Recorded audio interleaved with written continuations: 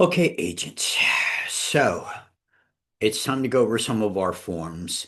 Now, remember, when you're working with a buyer, you want the three twos. That means you want their last 2 weeks' pay stubs, their last 2 months' bank statements, and their last 2 years' pay stubs. Remember, if they don't have 2 years on a job, then we're not going to be able to get them financing. So there's no sense of working with them until you already establish that they have 2 years on a job.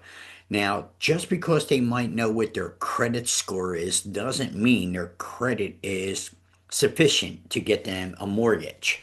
What they don't know, agents, and you're supposed to know, is that they might have 30-day lates, 60-day lates, 90-day lates on their credit report. Their credit score will not reflect the late payments. So if they have late payments on their credit, then it's going to have an effect. 30 days and 60-day lates on certain items could hold them back for 12 months, which means they might have to be seasoned on their credit report. It means that they can have 30 or 60-day late for 12 complete months on their credit report. So let's just say that we're in September of 2025. And in June of 2024, they had 30 and 60-day late on their credit report. That means from June of 2024 to June of 2025, they're screwed. They are not going to be able to get credit until they have 1 year of no 30 and 60-day lates. So that means they had it in June of 2024, but we're now in September 2025. Those 30 and 60-day late should not be holding them back. They've been seasoned for a whole year on their credit report. But if they got 90-day lates, if they got a repossession, then they're screwed for 2 years. And that means that if they had a 90-day late in June of 2024, well, they're not going anywhere until June of 2026 because of the 90-day late or the repossession. So if they have, thank you, love, if they have these 90-day lates and 60-day lates and the 30-day lates on their credit report, then guess what, ladies and gentlemen, you need to understand that they might be stalled for a year because of the 30 and the 60-day lates and 2 years because of the 90-day lates, regardless of their credit score. So your job as a real estate agent is to educate your buyers and make them aware of these situations. Now, the easiest thing that you can do is not even bring it up, but bring up the credit score and their credit report to the lender and let the lender tell you the facts that I just explained to you, that they have 30-day late, 60-day late, 90-day lates, that they can't get approved for a mortgage for a year or two. So you can blame it on the lender. You could try to explain it to them, but you, as my agents, need to understand this fact as of right now. So now let's just say that we got the three twos from our client. And this is the only client you work with, by the way. If they don't want to give you the three twos, don't waste a minute of your time on them. They're not looking to buy a property. They're tire kickers. This is how I qualify my buyers. And I ask them, I tell them, here's what the lender's going to need. The lender's going to need your last 2 years pay stubs. I'm sorry, your last 2 weeks pay stubs. This verifies that you are currently on the job and working.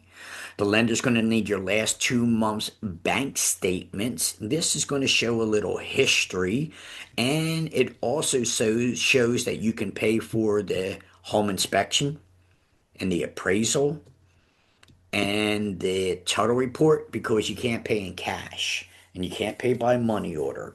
So you need a checking account to pay for these items. And then you're going to need your last 2 years tax returns. Your last 2 years tax returns show the fact that you've been on a job for 2 years. So this is how you qualify your buyer. Don't work with a buyer unless they give you the three twos. All right. And now that you have a buyer, you get your three twos, send them over to the lender to try to get them pre-approved. You don't need your forms yet until we have a qualified buyer. But before you take them out to see a property, the forms that I'm about to go over with you now are the forms that you're going to need to understand. So the first thing I want to do, and I've given you these package already. If you don't have it, ask me for it again, and I'll be happy to give it to you again. But you do have them. And so, but again, as I said, the very first form that I'm going to give you is an explanation, the directions, the comprehensive plan, the master plan on how to put your business together. And so, what I want to do is share my screen with you and then go over this that I have that you should understand. Share my screen. And then let's do this. And here it is, ladies and gentlemen, the buyer process, step by step. I give you step by step on what you need to do. So, first of all, lead generation. You got a client now. How did you get the client? Somehow now you got the client by doing some kind of a lead generation, word of mouth, sphere of influence, social media, cold emailing. But in any event, webinar, you now have a potential buyer. So you got this potential buyer. So now you are qualifying your customer with a pre-approval, maybe even a grant. So I'm going to take you over one of my clients who I now am getting pre-approved. I have the pre-approval, and now we're going through the grant process, which will take 30 days to materialize. So we have a pre-approval and a grant certificate. We have our proof of funds. Buyer must have a pre-approval or an itemized fee worksheet from the lender with the monthly payments and the cash from the buyer. So the buyer, this means we now can tell the buyer how much they need at the table and what their monthly payments are going to be before we even start looking at a property. All right. Here are the forms that we're going to need. We're going to need the consumer notice, and I'm going to go over these forms in this video, which show you. We're going to need the buyer agency agreement, and then we're going to need the buyer's financial information. If you already have them pre-approved for the mortgage, we don't need the buyer's financial information. We only need the consumer notice and the business agency agreement. But if we are taking them to get them pre-approved for a mortgage, we need the BFI.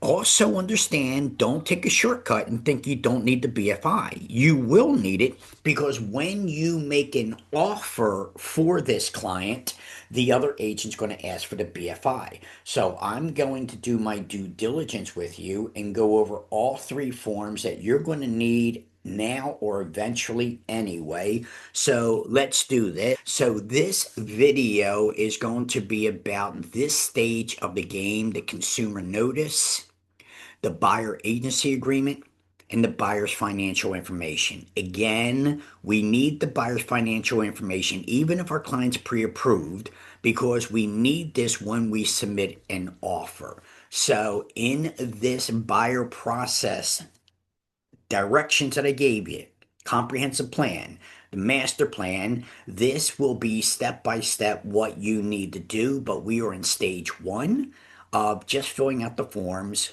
with our brand new buyer. All right. So stop there.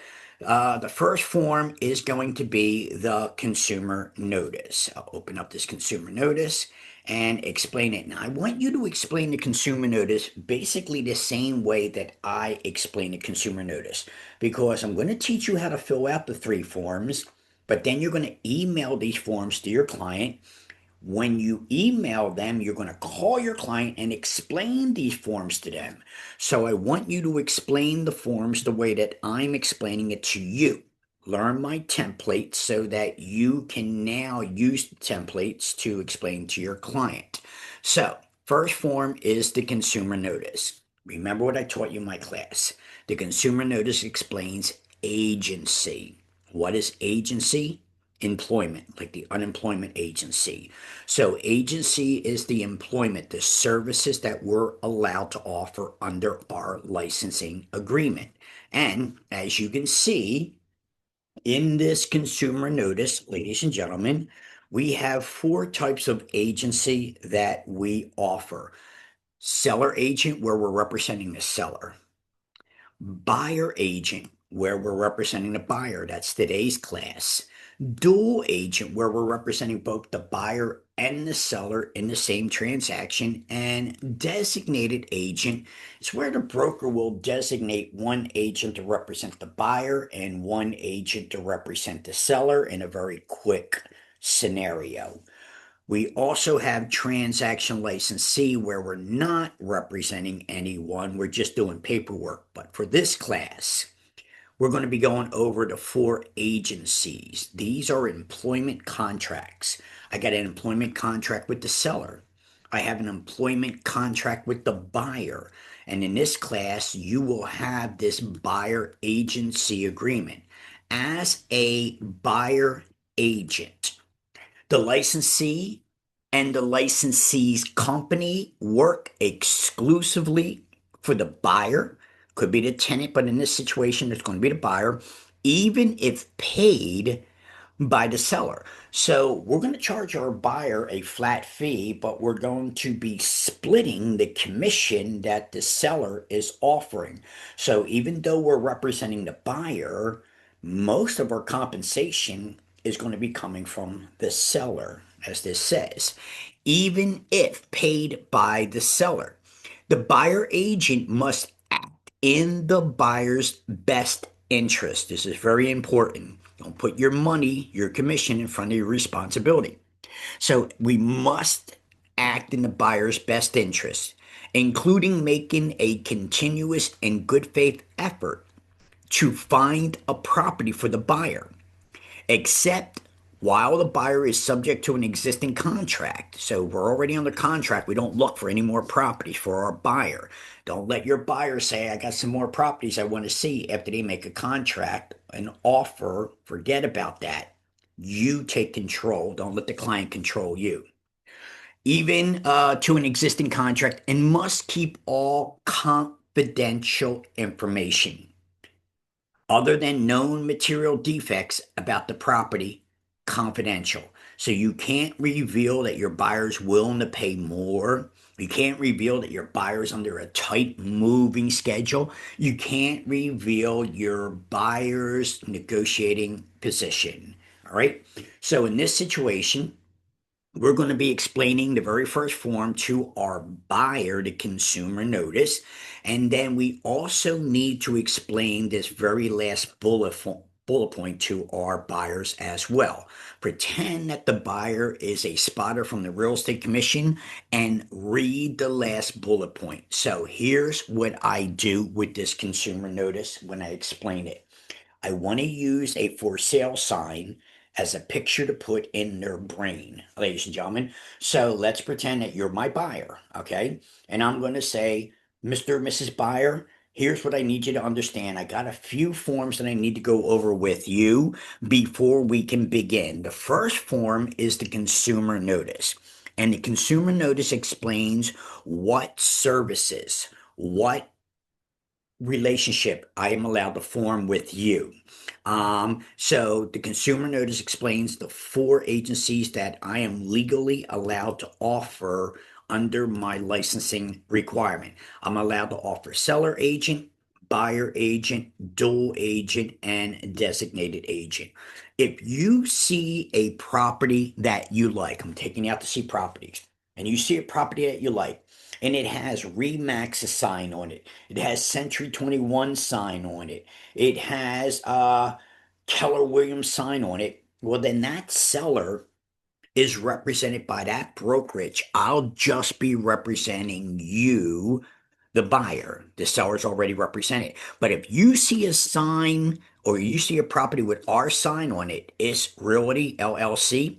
Well, we have a contract. We're representing the seller, but I'll be happy to represent you, the buyer, as well, if you see a property that you like and it has our sign on it. I'll be representing you as the buyer, but since we're representing the seller as well, this would be known as dual agency. My job is to represent you, the buyer. And so to negotiate for you, to get you the best deal, to get you financed. So I'll be employed as your agent, the buyer agent. If you see a property that has Keller Williams sign on it, Remax sign on it, that seller is represented by that brokerage. I'll just be representing you, the buyer. If you see a property with our sign on it, then we're already representing the seller, but I'll be happy to represent you, the buyer. That'll be known as dual agency. But if for any reason you're not happy with me representing you, the buyer, and the seller, just let me know. And my broker will designate one agent to represent the seller and one agent to represent you, the buyer. I also want you to know that this last bullet point is for your protection. Should I in any way do you wrong, this is for your protection. The Real Estate Recovery Fund exists to reimburse any person who has obtained a final civil judgment against the Pennsylvania real estate licensee owing to fraud, misrepresentation, or deceit in the real estate transaction and who has been unable to collect the judgment after exhausting, there's the big word, exhausting all legal and equitable remedies. And there's a telephone number for you to call. This means that the Real Estate Recovery Fund is designed to protect you against me or any other real estate agent doing you wrong. But it's not the first place you go to. It is the last place after exhausting all your legal and equitable remedies to get your money back. So this explains the working relationships I'm allowed to offer you. Are there any questions or comments that you have about this form? If there are no questions or comments, I will need you to print your name, sign your name to the right, and put today's date on to that. You are done. You just explained the consumer notice. And notice what you did towards the end. You didn't ask, what do you think? You want to sign my form? You directed them on how to do this. Any questions or comments? That was a nice psychological trigger. If they have no comments, no questions, then direct them on what to do. Great. What I need you to do now is print your name right here, sign your name and date. Now, if you're sending this in an email, you don't have to do this step. You can just ask any questions or comments. And if they say no, great, let's go to the next form if you're sending it into an email. But if they're in front of you, then we want to take this footer step of saying, great, print your name, sign your name, and date. You will also print your name, sign your name, put your license number there, know your license number, and put the date that you are also signing. This takes care of the consumer notice, which explains agency. It explains your legal abilities with your real estate license, and it completes the first form that we have to give the consumer because they're not a client yet. They're still a consumer. Do not fail to read word for word the Real Estate Recovery Fund. You never know if your client's a spotter from the Real Estate Commission. So you want to make sure that you do this correctly. This is the first form that you will work with a buyer or seller. The second form that we're going to work with the buyer is now your business relationship agreement. And this business relationship agreement is going to take them from a consumer, a customer, to your principal, the client. And now you'll have legal responsibilities to your client. So, once again, you will fill out the information, your broker's information, and your information at the top. This will be you.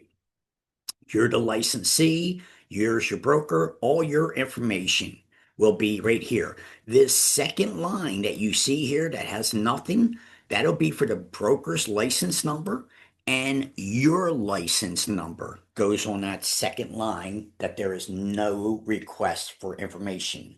That is for your license number and the broker's license number. So let me stop, and I see that it's not sharing. So hold on one second. Let's try this again. And now we can see this. So this is the second form, the buyer agency agreement. And again, as I said, broker's information, the broker's license number goes on line two. Your license number goes on line two. Your information, the direct phone is the office phone. The office phone number goes with the direct phone, and then your cell phone will be on the next line. Do not fail to put in your email address because that's going to be the major form of communication, texting and email.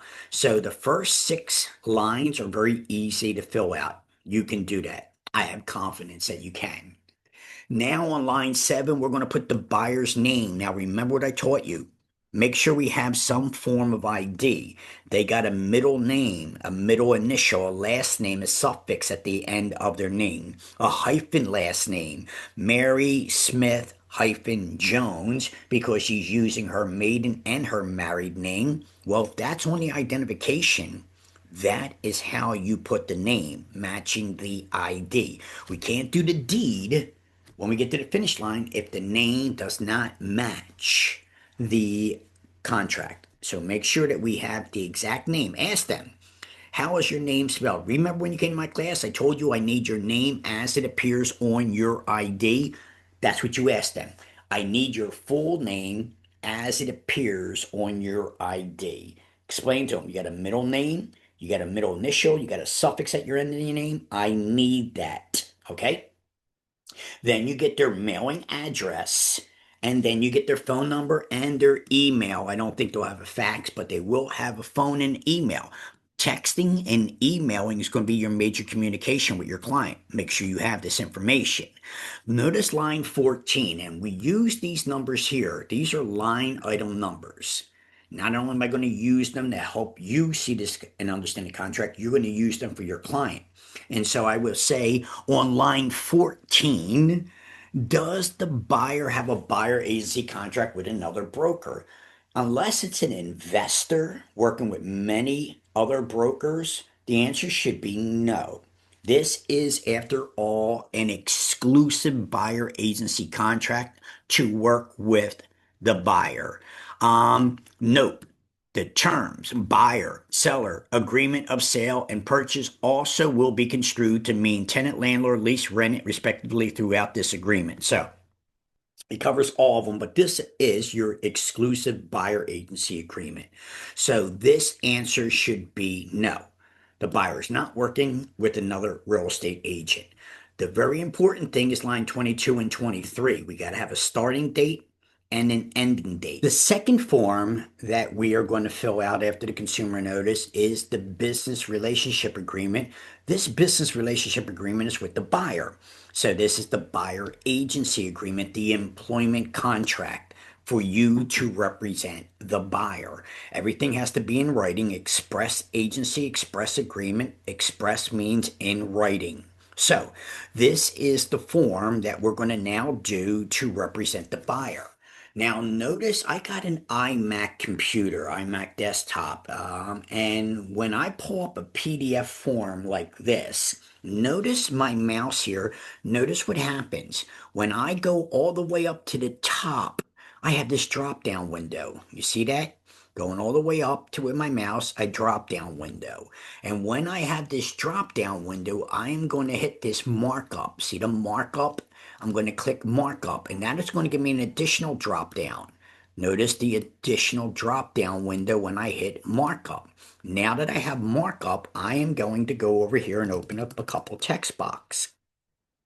These text boxes that you see here allow you to put in some information. So what I'm going to do is do is Realty LLC. Boom. And now I can move that to this line. But notice my print is a little small. So I can highlight it, go back up to the top, have this drop down, and now I can click the font size. And I want to move this to a nice font size that looks good. I like that. But now what I need to do is these text boxes here, they're all in the previous font size. They're too small. So what I'm going to do now is just click onto them and hit my delete button. Boom. Just one more delete. And then now drop down window again to the top. And now my new text boxes will be with the right text size compared to that. All right. Now remember, you need to put in the broker's number. All right, notice this yellow line. See this yellow line as I move? This yellow line now tells me that I'm perfectly centered from the word above me. All right, putting in the address 6044 Castor Avenue. Boom. I wouldn't worry about the suite too much. And now notice that my Castor Avenue is centered, but it is lowercase. Let's make sure this is a contract, ladies and gentlemen. Let's make sure that it's done right. So I want to move it around again until it's centered. All right. Going into my next text box, Philadelphia, PA 19149. Got my next text box. Boom. Moving that up here to it's centered. Now notice what happens. Check this out. Notice my line. No line until it's completely centered. And once it's centered, now I just want to do is make sure it's on the line. Notice what's happening. See how we got a nice centered report here? All right. Putting in the number 267-538-0054. Right. And again, looking for that line. Now, you'll notice another yellow line in a second, but let's just stick with this one for right now. And we don't have to worry about the facts, but I do want to give you a cheat in case you don't know this. Look at the bottom of the first page of every one of our forms. On the bottom of the first page, we have the telephone number, the address, the fax number. So see that we have the fax number here. And what we can do is simply copy the fax number if we wanted to, and then put that into a text box, and then boom, put that up here. Now we have the fax number. So it is down at the bottom of the first page of all your forms. The company name, the address, the telephone number, the fax number. So you can fill out this information here. All right. And then again, we don't have any more text box. Come up here. Just open up a couple more text box and then move these up here for you to work with here. Boom. All right. And then let's do this one. Warren Nelson. Boom. And move that up here. And we shouldn't have a line yet for centering, but notice that we have a line for our column on the left that tells us. Now, see what we have here? We are lined up left only because of this text box here. If I remove this, then we don't have a line yet because Warren Nelson will be the first one. Everything else will now follow Warren Nelson on that second line. So I like that. That's lined up. And so next thing will be my number, AB006699. Right. 66995. That's my license number. Now, notice we have a direct line across, and boom, we're directly centered. Right? See how that is? Now we're centered. Right? Direct phone number again is the company number. And when you get really proficient, you could just simply copy and paste. I'll show you that in a second. So here's the direct number. Your cell number here, 679721084, and boom, and then boom, and that looks better. 267, your cell number. See these lines here? See how we can line everything up? The fax number. Now look, I can come over here and copy the fax number. And a few more text boxes, just plug it into a text box, boom, paste, and now move it up. All right, boom, right, boom. Move this up here, move these text boxes up here, all right, so we can be in better space. And now with copying and paste, you can fill this out even faster. and WARRENNELSON at realtyagent.com. Long email, I know, but I've had it for so many years now. Boom, and boom, lined up. And so now, ladies and gentlemen, notice how we are filling out our form. It's a PDF using markup, using text box. We can now fill out the form. So let's just say that our client is Joseph Homebuyer. Strange name, but anyway, there it is, Joseph Homebuyer. Now you can put the name anywhere you want. I'm still kind of a center kind of guy because I want to do the mailing address next. And notice that I'm out of text box. Again, reach up here and put some more text box in here. And then put these text boxes up here. They keep going down further and further, but that's all right. You just have to work with what you got. All right, and it is 1234 Main Street. Boom. And so we'll move their address here. Boom. 1234 Main Street. And let's do Philadelphia, PA 19120. And there he is. There's their address. Boom. And now the phone number. 215-555-0001. Boom. Move it again. We get the phone number. All right. And then their email, home buyer at hotmail.com. All right. Boom. And move that over. See how easy this is, ladies and gentlemen, using the text box. Now, once again, I need some more text box here. And so let's do this. So throw some more text boxes there. And of course, you keep seeing the text box go lower and lower. There's another way of moving that around. But for right now, I just want to fill out the forms and show you how to fill out the forms. Now, notice that we are going to be putting one of these boxes. Here's what we do. A capital X, and then move that to your yes or your no. So now they're not working with anybody else. I just filled in that box by using a capital X. Okay. Starting date. Let's do the starting date is 8/28, 2025. This is our starting date. So we have a starting date and our ending date 8, 9, 10, 11. Let's do 12, 20, 2025. Remember, you do have a starting date and an ending date in these contracts. You forget to put in the ending date, it's going to cost you a license. So don't forget to put in the ending date. I usually like to work with the seller for 3 months, but the buyer I like to work with for a year. So let's do that. Let's change that to 08 2026. All right.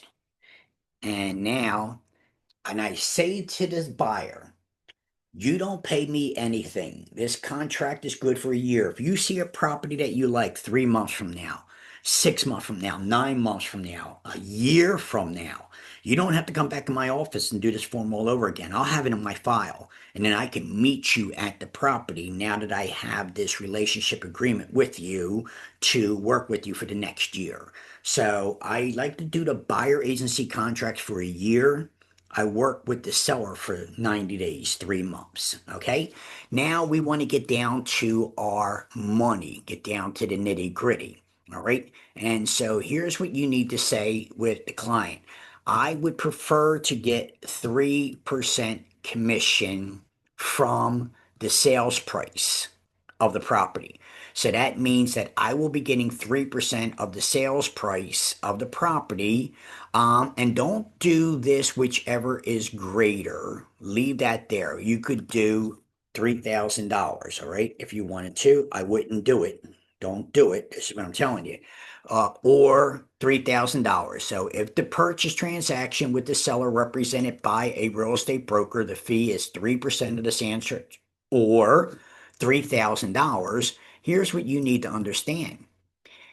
If the 3% is more than the $3,000, you can't get paid more. You made the mistake of putting $3,000 in there. You limit yourself. So if the commission could have been $4,000 based on 3%, you already screwed yourself by putting in a dollar amount. Don't do that. It's and or. Notice the capital OR. It's one or the other. So don't put in a price, put in the commission, 3%, whichever is greater. And notice this all capital letters and $500. This is your fee, ladies and gentlemen. So $500, all right. And what will happen is, and I'm also just do that. Let's just do this and get these out of the way now. Boom, boom, boom. And now when I do my text boxes, it should be on this page, and it should, let's see if that works here. Boom, boom, boom. And let's do this. I can tell you what I'll do. Let's do this. I think I remember how to do this. And boom. And then let's do this. Click here with my mouse. Boom. And now my text boxes should be there. Nope. And so notice my text boxes are already coming off here. That's a design flaw of the computer. There's nothing I can do about that. But anyway, we still got our text boxes and $500. All right. Or whatever your fee is that you're charging the buyer. All right. You can also put that fee here, $500. Right. But I like to put it there. It's 3% of the commission. That's what I'm going to try to get. I might get less, but that's not my client's fault. But the $500 is from my buyer. So that's what I like to do, 3% and $500. But sometimes you could put it here as well. If it is a broker's policy to accept compensation offered by the listing broker, if the amount received from the listing broker is less than the amount in paragraph 2B1, this is it, 2B1, all right, so this is 2B1, all right, in the purchase transaction, or 2B2 right here, this line here, in a lease transaction, buyer will pay broker the difference unless seller agrees to pay the difference as a term in the agreement of sale. Then we have here $500 of the broker fee is earned and due non-refundable at signing of this buyer agency contract. Now, you're not allowed to take any money up front. Only an attorney can take money up front. But what I like to do is use this once in a while. You don't need to put your $500 here. You can leave it blank because you already got it up here. If you do choose to do this, I like to say, even though I'm entitled to my money up front, I'm telling you what I'll do. I will not take that money until you get the keys and the deed to your property. Fair enough? So it's one of my little psychological triggers that I like to use. And they say, okay, fine. You know, you don't get it now. Nope, nope. You don't, I just want to disclose to you what my fee is going to be, but I won't receive that money until you receive the keys and the deed. So this is for the agent that is a little smoother in their psychological triggers of talking to their client. Otherwise, I would suggest you don't do it and just put your 3% that you would like to get from the seller agent and your $500 or whatever your fee may be. It might be $1,000, all right? It might be $1, depending on who your client is, all right? But you can't work for free. You got to have some form of consideration. Me, I'm kind of templated with $500. All right. And so now this is our business relationship agreement. Very easy. All we got to do is fill in the blanks. We got the buyer's name, address, telephone number. They're not working with another buyer agent. Starting date, ending date, our fee. No huss, no fuss. All right. Everything is pretty much done, and it's only 3 pages for the buyer agency. This already explains what we already explained in the consumer notice. It's pretty much the consumer notice over again. talks about deposit money. I tell them it's for their reading pleasure only. It talks about they're entitled to a home inspection and the real estate recovery fund. We read that in the consumer notice. And so any additional terms, we don't need that right now. And buyer has read and received the consumer notice. They did that. Buyer has read the entire contract before signing. Buyer must sign this contract. All right, they're doing that. Buyer gives permission for the broker to send information to the fax number or the email address listed on this form, which was up here at the top. This is us right here. Boom, boom, boom, boom. Okay. And then return of this agreement or any addendum or amendment. An addendum is added to, an amendment is a change to, including return by electronic transmission bearing the signature of all parties. So you can send this in an email and get them to sign with DocuSign, constitutes acceptance by the party. This contract may be executed in one or more counterparts, each of which shall be deemed to be an original, and which counterpart together shall constitute one and the same agreement of the party. So it doesn't matter if it's a husband and wife, two buyers, three buyers, they all sign. It constitutes one agreement, one employment contract. Have your buyer now sign. Print your name, the buyer's name. This is important. So when the buyer signs here, you want to print their name or have them do it. Joseph, home buyer. Boom. So now you have their printed name and their signature, so there's no ambiguity. And of course, the date. So I don't know if you know this or not, you can actually do signatures. So let's just say I had a signature of my client, boom, Joseph Homebuyer, and then today's date. You can do it, or you can have them do it in DocuSign. It'll have the date. And so what was it? 8/29/2025, and then boom, we're done. And so remember, you now need to finish this buyer agency contract as well. Do I have anything left up here on this anymore? Yeah, I do. And so boom, boom, and boom. And now we go to this last page. Your text boxes won't work on another page. So now you have to open up new text boxes for the page that we're on. All right. And so it's Realty LLC. Boom. There we go. And then on behalf of, and then what I can do is use my signature. Boom. So my signature, notice that you can widen it, shrink it, open it. Warren Nelson, I'm going to print my name. Nelson. Boom, put that here. So I got my signature and my printed name, and then 8/29/2025.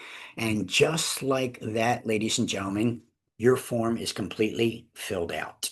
The broker's name, your name, the buyer's name.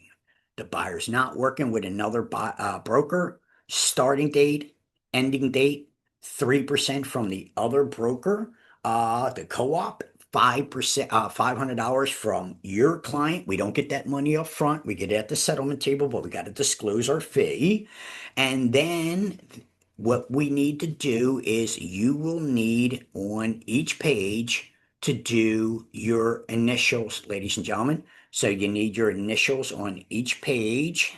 Notice how I can have everything in my computer so I can expedite it. Your client initials it. Again, initials, boom, boom, boom, broker's initials, boom, and shrink that down so it looks a little bit better, right?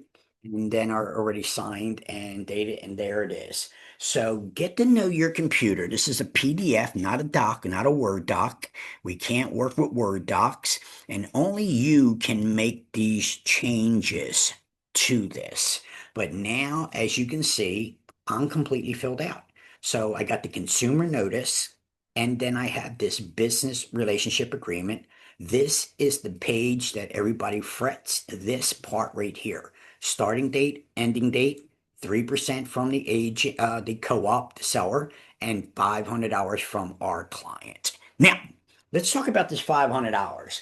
And I say to my client, my fee is $500. My wife will not let me work for free. She insists that I pay the bills and put food on the table. I don't know what that's all about. But notice that's a psychological trigger. I'm using a little humor to explain my fee, but I don't think anybody expects us to work for charity. I think everybody understands we got bills to pay just like anybody else. This is our job. So that's how I explain it. My fee's $500. But if the agent or the client says to me, $500, why the hell would I pay you $500? My other agent wasn't charging me $500. I will say to that individual, well, what are you doing in front of me now? What did you get with that other agent for nothing? How's that new house coming along? Why are you here now? Well, the other agent didn't do. I'm sorry, I didn't hear you. See, that's what you get for nothing. If you want an agent for nothing, a weaker agent, I can recommend some weaker agents to you. If you want my services, and you do want my services, my fee's $500. As I said, I don't work for free. It's not charity. But let me ask you a question. If we look at a property and you're approved for 100,000 and we get that property for $99,000, I just saved you $1,000. Did I earn my $500 by saving you 1,000? Let's say we do a home inspection and I get another $3,000 knocked off the price for you after the home inspection. Did I earn my $500? So I don't work for free. And I will be your agent representing your best interests. And that $500 is an investment in a great deal of your property working with me. Any questions or comments about that? I also need this form for your protection. If you get hurt on that property, even the homeowner's insurance won't kick in unless I have a business relationship agreement with you to take you out to the property. So not only is this form representing our business relationship, me representing you, our working relationship, and how I get paid, it also protects you should you get hurt on the property. I'm already representing you. Did I not earn my $500? So, again, ladies and gentlemen, this is all we got to do. These are the two forms that we need right now. I want this video just to explain to you what you need to do when you're working with a buyer, how to explain the consumer notice, as I did in this video, using the sign as a picture in their head, how to explain the business relationship agreement, the time frame, your fees as to why you're charging your fees and how it protects them before you take them out to the property. And this concludes this video of starting your relationship with a brand new buyer, getting their three twos, filling out these two forms. You are now off and running. Remember, the brokerage gets a copy of everything. Do not take anybody out to see properties unless you have the consumer notice and the business relationship agreement with the buyer signed, and we have a copy of it at the brokerage.